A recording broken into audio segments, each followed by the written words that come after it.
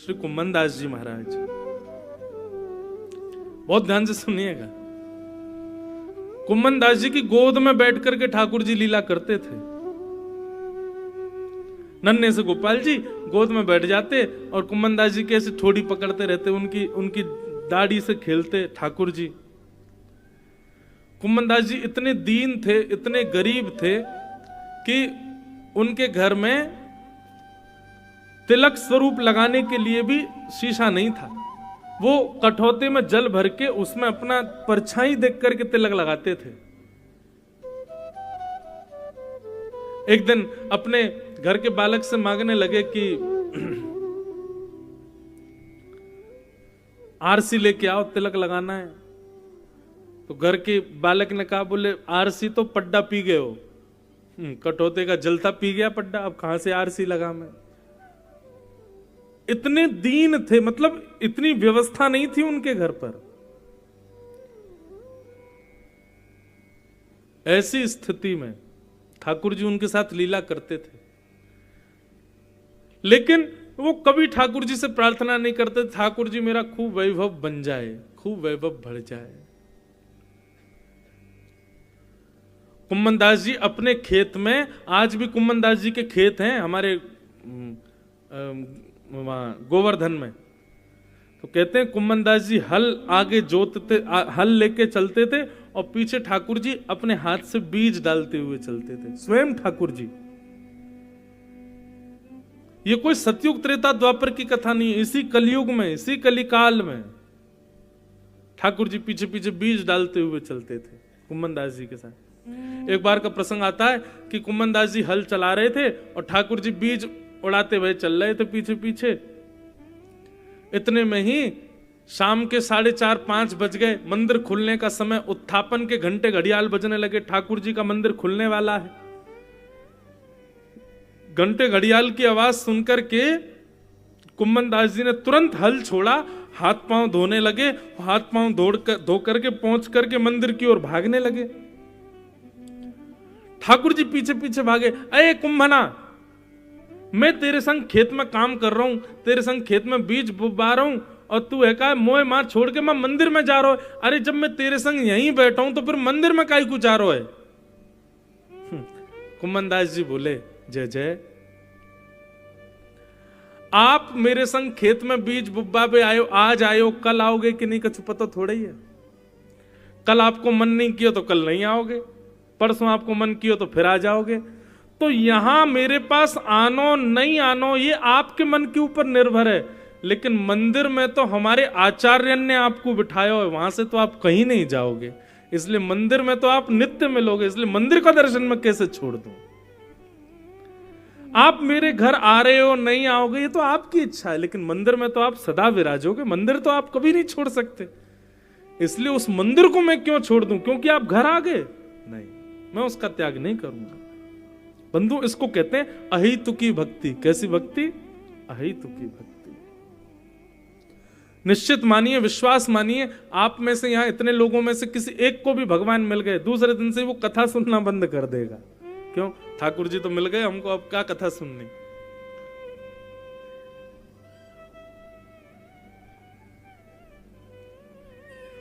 अहेतुकी भक्ति किसे कहते हैं? ठाकुर जी कितना भी अनुग्रह करें पर उसके बाद भी आप अपनी दीनता का कभी त्याग ना करो, अपनी स्थिति का कभी त्याग ना करो, उसको अहेतुकी भक्ति कहते हैं।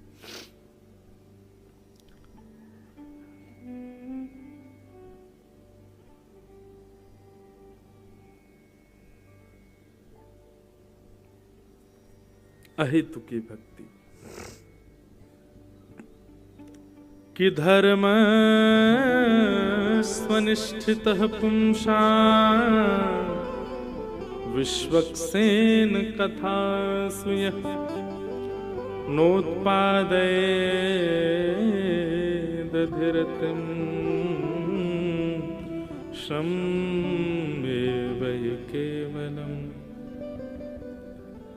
धर्मस्वनिष्ठितः पुंसां विश्वक्सेन कथा सुयः नोत्पादयेदधिरतिं श्रम एव ही केवलम्। बहुत सुंदर बात है। आपके नाम जप का, आपकी तीर्थ यात्राओं का, आपके नदी के स्नान का, आपके संतों की सेवा का, आपके द्वारा किए गए सारे सत्कर्मों का फल क्या है? आपके द्वारा पूरे साल भर किए गए सत्कर्मों का फल क्या है? तब यहां पर सूत जी महाराज कहते हैं सत्संग में मन लगना ये हमारी सारी सत्क्रियाओं का फल है। यदि आपका सत्संग में मन नहीं लगता, किसी के प्रवचन में इच्छा भाव नहीं होता, किसी कथा में आपकी रुचि नहीं बन रही है, तो माफ कीजिए, आपके द्वारा किए गए जितने भी सत्कर्म है ना, वो सारे आडंबर मात्र हैं। लेकिन कथा में रुचि बढ़ रही है, सत्संग में रुचि बढ़ रही है, किसी के प्रवचन में आनंद आ रहा है, कहीं कथा होती है तो आपका मन होता है 4 घंटा बैठ करके हम बड़े भाव से श्रवण करें, तो निश्चित है ये आपके सारे किए गए सत्कर्मों का फल आपको प्राप्त हो रहा है।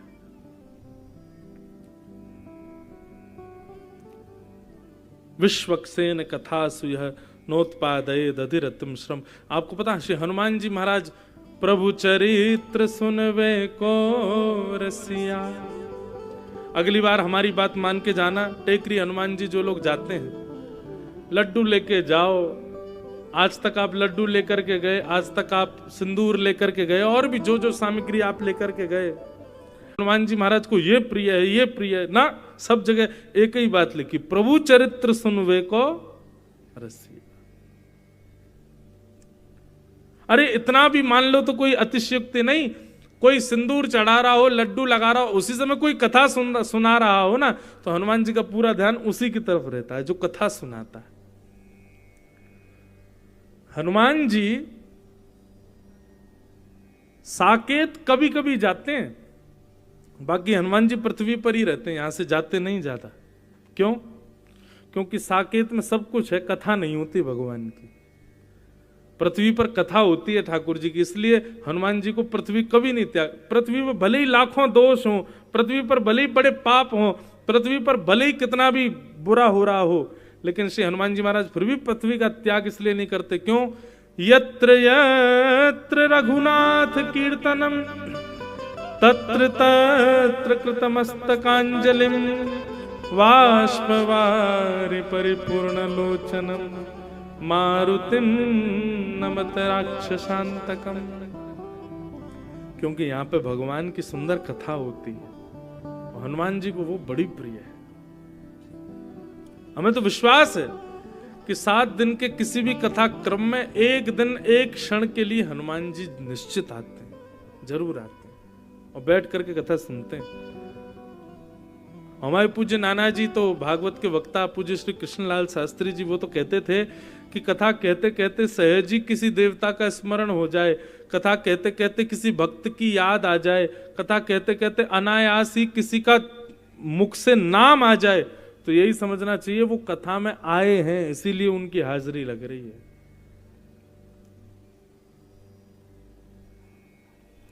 कथा से प्रीति ये आपके समस्त सद्गुणों का फल है।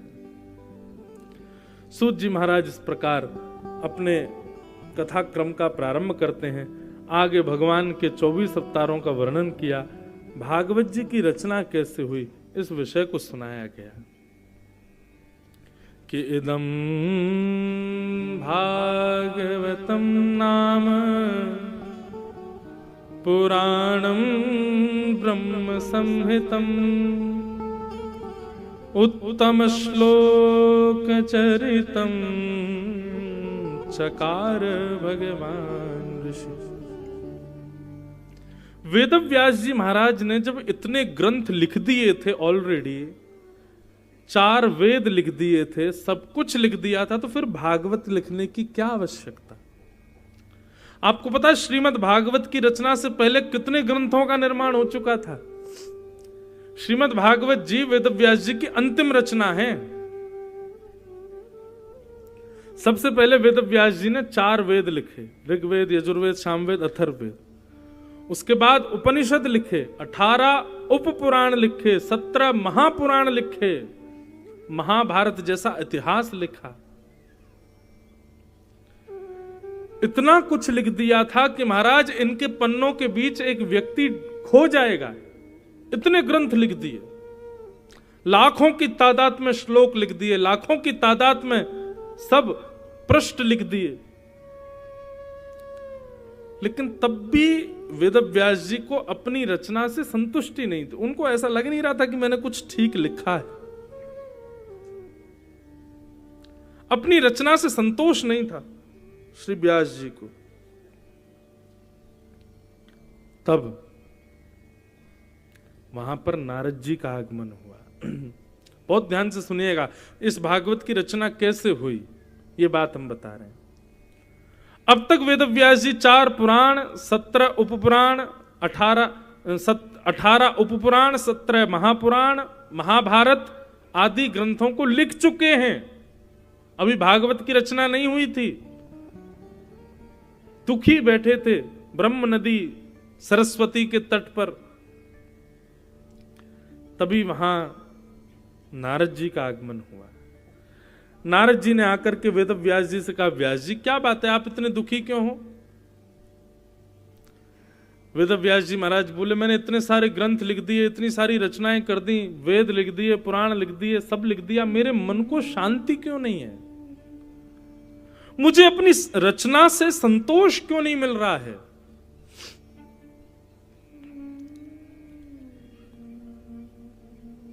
नारद जी महाराज बोले, मैं बताऊं? बोले बताइए।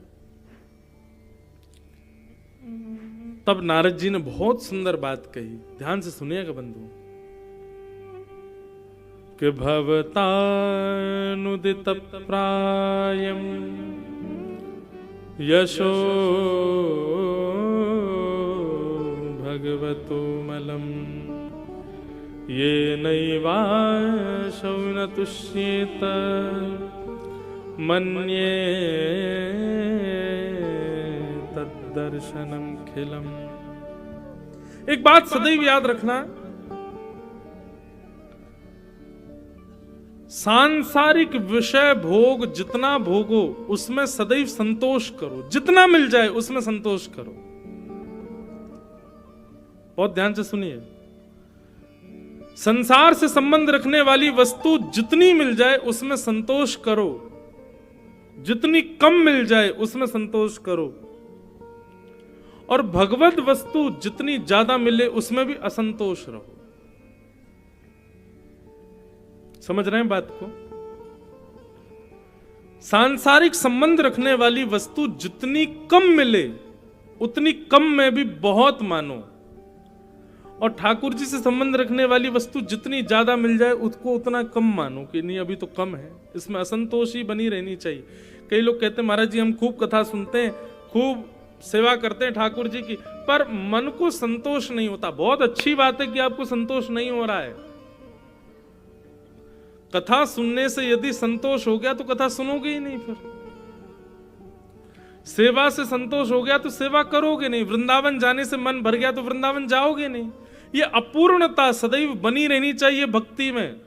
संसार में जितना हो सके उतना पूर्णता का अनुभव करो, और ठाकुर जी की भक्ति में जितना हो सके अपूर्णता का अनुभव करो, ये बना रहना चाहिए।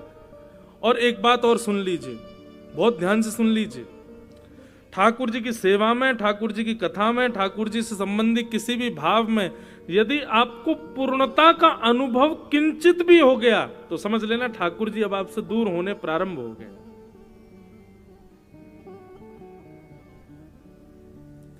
किसी ने कहा चलो वृंदावन चल रहे हैं, भाई खाली तो बैठे हो, क्या कर रहे हो यहाँ पे, चलो वृंदावन चलें।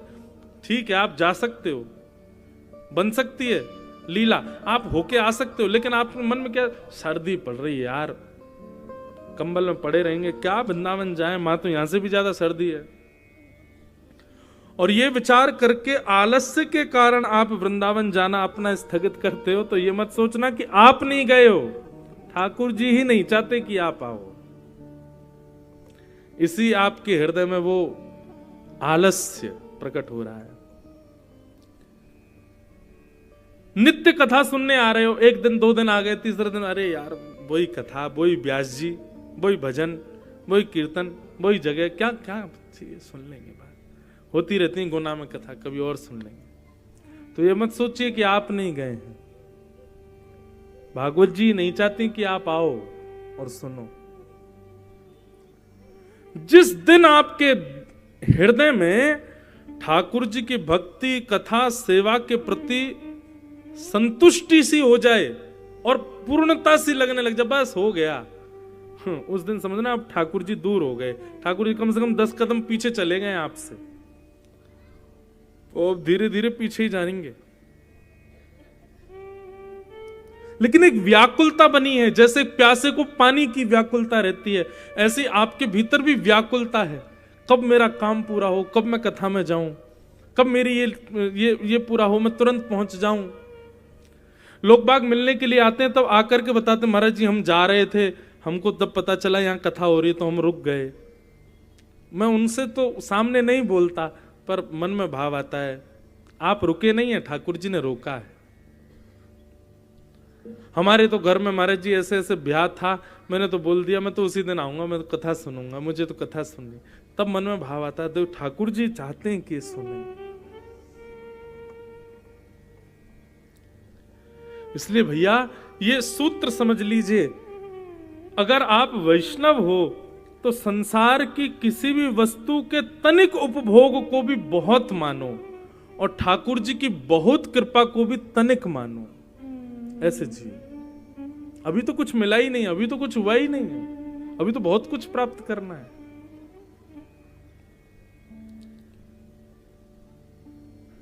संतोष हृदय में नहीं होना चाहिए भक्ति के प्रति।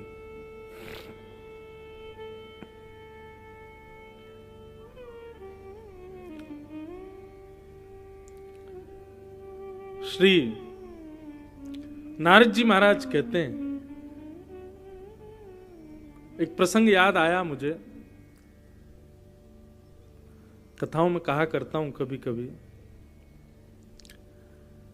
कि जब भगवान नृसिंह प्रकट हुए खंभ भेदन करके, हिरण्यकश्यप का वध कर दिया भगवान ने। उसके बाद भागवत में वर्णन आता है कि इतना बड़ा स्तुति प्रकरण है नृसिंह अवतार में, शायद ही कोई देव बचा होगा जिसने भगवान की स्तुति नहीं गाई। स्तुति मतलब भगवान को प्रसन्न ना किया हो। तो वहां प्रश्न करते हैं शुकाचार्य जी से, परीक्षित जी इतनी स्तुति क्यों गाई जा रही है? बोले क्योंकि ठाकुर जी भयंकर क्रोध में है, ठाकुर जी को गुस्सा आ रहा है बहुत ज्यादा, और ठाकुर जी के क्रोध के कारण थोड़ी थोड़ी धरती हिल रही है, आकाश में बादल गरज रहे हैं, समुद्र में सुनामी आ रही है, सबको यह भय लग रहा है कि कहीं प्रलय ना आ जाए। अभी तो सतयुग चल रहा है, त्रेता द्वापर कलयुग अभी आने बाकी है, लगता है सतयुग में ही प्रलय हो जाएगी। इसलिए सब आकर के स्तुति भगवान को शांत करने का प्रयास कर रहे हैं। जब सबने स्तुति गाली तब भी ठाकुर जी का क्रोध शांत नहीं हुआ। तब सबसे अंत में लक्ष्मी जी आती हैं, भगवान की पत्नी। पति किसी से ना रीझे, पत्नी रिझा लेगी उसको। लक्ष्मी जी ने आकर के कहा तुम लोग सब पीछे हटो, मैं अभी स्तुति गाती हूं, ठाकुर जी तुरंत रीझ जाएंगे। लक्ष्मी जी ने जाकर के भगवान की जब स्तुति गानी प्रारंभ की तो ठाकुर जी और जोर से चिल्लाने लगे। लक्ष्मी जी भी भाग गई वहां से, और बल्कि ये तक और कह गई, बोले ये मेरा पति है ही नहीं, तुमने किसी शेर को बैठा दिया है, और मेरे पति तो बड़े कोमल हैं, वो सुकोमल हैं, उनका हृदय कितना कोमल तुम क्या जानो, ये शेर के रूप में कौन बैठा भीतर, ये नारायण नहीं है। लक्ष्मी जी ने तो नारायण से स्वीकार करने तक को मना कर दिया कि नारायण है ही नहीं है। तब ब्रह्मा जी प्रहलाद जी के पास जाते हैं, बोले प्रहलाद ठाकुर जी का क्रोध शांत नहीं हो रहा है, और ये हमारे चाहने से होगा भी नहीं, क्योंकि ठाकुर जी तुम्हारे लिए आए हैं, तुम जाओ ठाकुर जी की सेवा, ठाकुर जी के लिए कुछ कहो। तब प्रहलाद जी ने भगवान की स्तुति गाई। वैसे तो प्रहलाद चरित्र भी कल परसों तरसों आएगा, लेकिन अब अपूर्णता, भक्ति में स्वयं को सदैव अपूर्ण मानना, ये विषय चला तो मुझे प्रहलाद जी का स्मरण हो गया। प्रहलाद जी भगवान से कहते हैं कि ब्रह्मादय सुर गुणा मुनयोथ सिद्धा सत्वैकतानमतयो वचसां प्रवाहे नाराधितुं पुरगुणैः अधुनापि पिप्रो किं तुष्टुमर्हति समे हरिरुग्र जाते। हे ठाकुर जी, आप इतने क्रोधित मत होइए। बड़े बड़े देवता अपनी लच्छेदार वाणी में आपकी स्तुति गा रहे थे, वे आपके क्रोध को शांत नहीं कर पाए, तो मेरी क्या पहुंच कि मैं अपनी तोतली वाणी से आपको शांत करूं। बहुत ध्यान से सुनिए सब लोग, बहुत सुंदर बात है। प्रहलाद जी की आयु कितनी है? 4.5 वर्ष के हैं। अभी 4.5 वर्ष का कोई बालक यहां पे हो ना, उससे बुलवाना जरा, वो भी तुतला के ही बोलेगा, स्पष्ट नहीं बोल पाएगा। 4.5 वर्ष के प्रहलाद जी महाराज भगवान से कहते हैं कि भगवान, इतने सारे देवताओं ने लच्छेदार वाणी में संस्कृत में अपनी सुंदर भाव, अपने सुंदर संस्कृति से आपकी सुंदर स्तुति गाई, आप उनकी स्तुति से शांत नहीं हुए, तो मुझसे तो अभी प्रहलाद भी स्पष्ट बोलना नहीं आता, मैं तो तुतलाता हूं, छोटा बालक हूं, मैं आपको कैसे प्रसन्न कर सकता हूं नाथ। पर मुझे आपके ऊपर विश्वास क्यों है पता है? गजयूथ पारी, बोले मैं तो फिर भी बोलना जानता हूं, पर वो गजेंद्र, वो हाथी, वो तो बोलना भी नहीं जानता था, आपने तो उस पर भी अनुग्रह किया। यदि मैं ये सोच करके पीछे हट जाऊं कि देवताओं की जैसे लच्छेदार वाणी मेरे पास नहीं है, मैं तो तुतला करके बोलता हूं, मैं तो अभी छोटा बालक हूं, तो ये मेरे लिए बहुत बड़े दुर्भाग्य की बात होगी, क्योंकि आप तो उस पर भी कृपा करते हो जो बोलना भी नहीं जानता, जो एक सामान्य जानवर है, उस गजेंद्र पर भी आप कृपा करते। नाथ शांत हो जाइए ना। ओहो, ये बात सुनते ही नृसिंह भगवान के तो सब गुस्सा उससे सब ठंडा हो गया और तुरंत दौड़ करके गए, प्रहलाद को हृदय से लगा लिया, अपनी जीभ से चाटने लगे, वरदहस्त प्रहलाद जी के सिर पर घुमाने लगे, बार बार अपने अंक में भरने लगे। नन्हे से प्रहलाद जी को ठाकुर जी ने अपने हृदय से लगा लिया। ठाकुर जी का क्रोध शांत हो गया, पृथ्वी जो थोड़ी थोड़ी हिल रही थी वो शांत हो गई, समुद्र के उफान शांत हो गए, आकाश में बादल गरज रहे थे सब शांत हो गए, देवता सब प्रसन्न हो गए, जय हो जय हो जय हो, इतना सब कुछ हो गया। तब प्रहलाद जी क्या कहते हैं? भगवान, आपको हाथ देखना आता है? नरसिंह भगवान बोले, ये रेखा हम ही बनाते हैं तो हमको देखना नहीं आता होगा। अच्छा भगवान, जरा आप मेरे हाथ की रेखा देख लो। ठाकुर जी के हाथ में अपना हाथ रख के बोले, जरा मेरी हाथ की रेखा देखना भगवान। 4.5 वर्ष के प्रहलाद जी अपने हाथ की रेखा दिखा रहे हैं, छोटी छोटी रेखा बनी हुई है उनके हाथ में। भगवान बोले, क्या देखना है? तुम्हारा कितने दिन राज्य चलेगा, तुम्हारी कितनी संपत्ति होगी, तुम्हारे ब्याह कितने होंगे, तुम्हारे बच्चे कितने होंगे, ये सब देखना है? क्या देखना है प्रहलाद, तो बताओ। बोले, हे भगवान, मेरे अंदर आपके प्रति अहेतुकी भक्ति कब प्रकट होगी, कृपा कर ये बता दीजिए। मैं आपका निष्काम भक्त कब बनूंगा, मुझे कृपा कर ये बता दीजिए। भगवान बोले, प्रहलाद, जगत नियंता जगदाधार त्रिलोकीनाथ, जो दुनिया भर के 1000 वर्ष की तपस्या पर भी मैं प्रकट नहीं होता, 4.5 वर्ष की आयु में तुमने मुझे प्रकट कर दिया, तुमको लगता है तुम अभी भी भक्त नहीं हो? 33 करोड़ देवता, जिनके मंदिरों में हजारों लाखों की तादाद में लोग लाइन लगा करके दर्शन करते हैं, ऐसे देवता मेरे सामने गिड़गिड़ा रहे हैं, उनकी स्तुति पर मैं प्रसन्न नहीं हुआ, तुम्हारी स्तुति से प्रसन्न हो गया, तुमको अब भी लगता है कि तुम्हारी भक्ति श्रेष्ठ नहीं है? लक्ष्मी, जिसको पाने के लिए पूरा ब्रह्मांड दौड़ रहा है, वो लक्ष्मी की भी स्तुति मैं स्वीकार नहीं कर रहा हूं, उस स्तुति के आगे तुम्हारी तोतली वाणी में कही गई स्तुति मुझे इतनी प्रिय लग रही है, अब भी तुमको लग रहा है कि तुम भक्त नहीं हो? तुम्हारे लिए मैं खंभ से प्रकट हो गया, एक अद्भुत अवतार नृसिंह लेकर के मैं प्रकट हो गया, तुमको अभी भी लगता है कि तुम भक्त नहीं हो? इसे कहते हैं भक्ति। यहां हम गिरिराज जी की पैदल परिक्रमा लगा लेते हैं तो हमको इतना अभिमान हो जाता है कि 4 लोगों से कहेंगे हाथ दबाए, पैर दबा, भाई यार थक गए यार हमने, एक बार में पूरी परिक्रमा रुका नहीं हूं मैं बिल्कुल भी, इसी में ही अभिमान हो गया। महाकाल भगवान की सुबह 3 बजे उठ करके भस्म आरती करके आए आगे बैठ करके, और भस्म आरती करने के बाद महाराज बाहर निकल करके आए, 2 बजे उठ गए थे रात को, 2 बजे उठ करके स्नान किया, स्नान करके महाकाल की हम मंगला आरती करने गए, देखा महाकाल भगवान ने सबसे आगे बैठा करके हमको दर्शन दिया। अभिमान आ गया, इतने में ही अभिमान आ गया। 7 दिन एक आसन पर बैठ करके कथा सुन ली, तो फिर आदमी को आदमी नहीं समझ रहे हम, पैर ऐसे से ऐसे भी नहीं किए हमने, एक आसन पर बैठ के पूरे, बस इतने में ही अभिमान आ गया। और यहां प्रहलाद के लिए भगवान नृसिंह बनकर के प्रकट हो गए, तब भी प्रहलाद जी कहते हैं कि भगवान मेरी हाथ की रेखा देख के बताओ मैं आपका भक्त कब बनूंगा।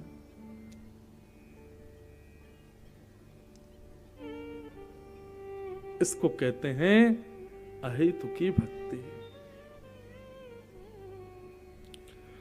अपनी भक्ति में कभी भी संतोष मत करना बंद होंगे, नहीं बहुत कर लिया मैंने, नहीं अभी तो कुछ नहीं किया हमने,